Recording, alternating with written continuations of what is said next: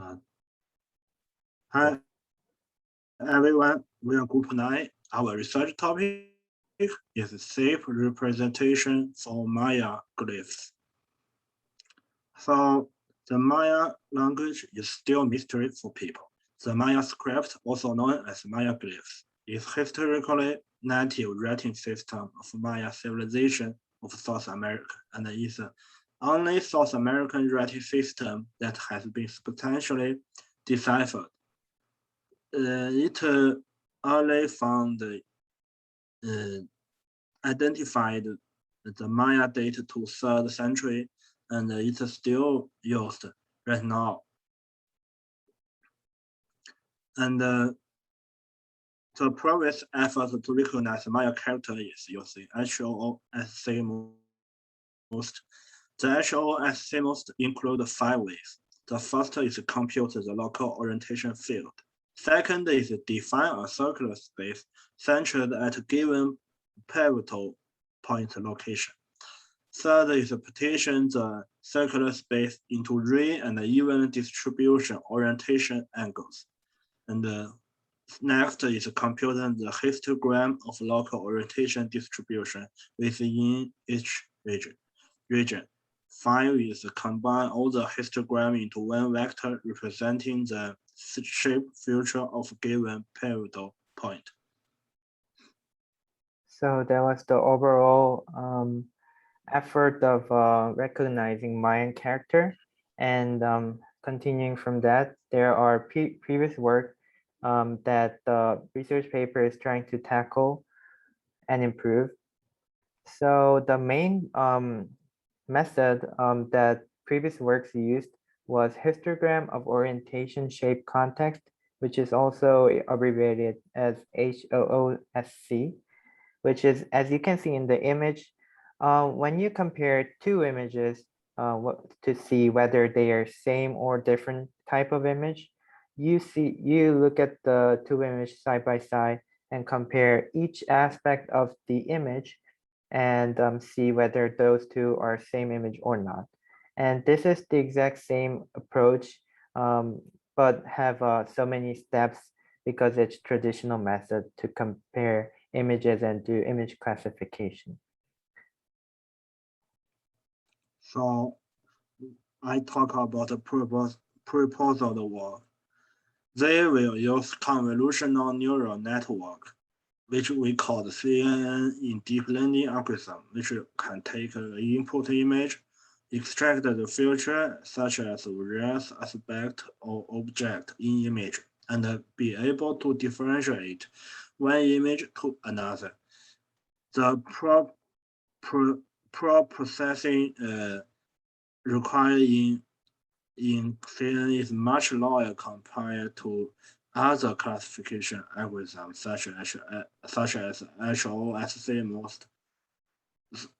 And the CNN model can extract a feature automatically inside its algorithm, while other most need like a hand engineered with enough training. So I think CNN model is really perfect for this work.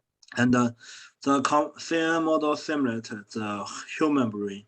The architecture of CNN model is analogous to that of connective partner of neuron in human brain and was inspired by organization of visual context.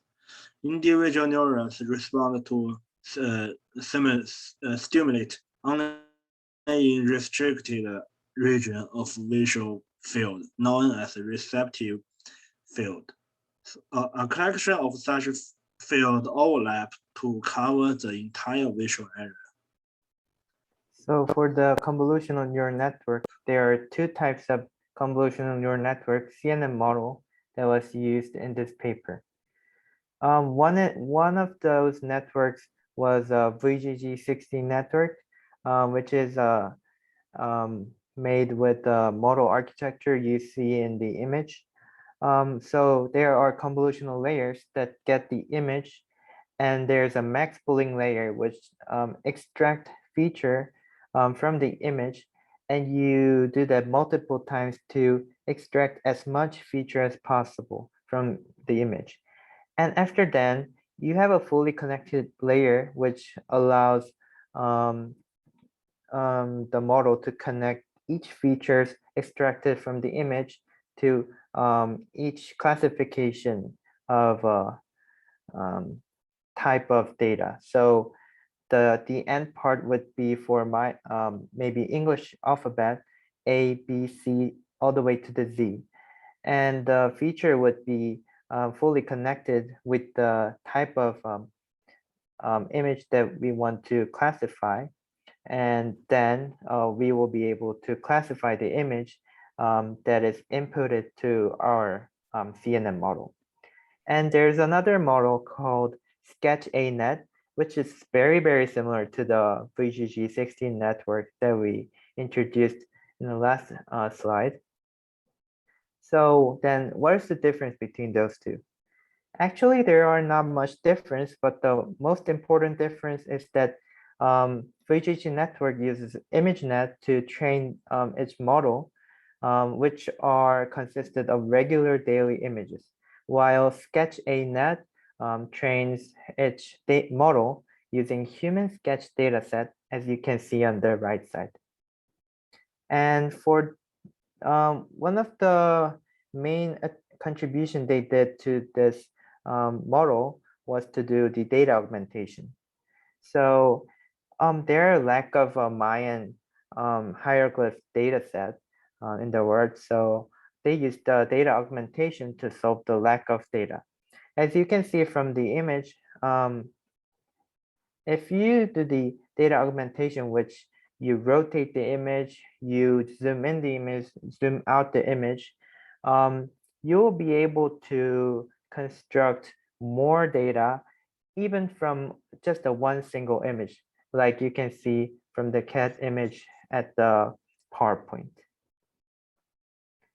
And this is the overall result of a convolutional neural network and the traditional model that we compared, the researchers compared. So they are using top 1, top 5 sample-based accuracy and average class-based accuracy. So, the average class-based accuracy is what many of us use as just the accuracy score. So as you can see that, so the CA is important.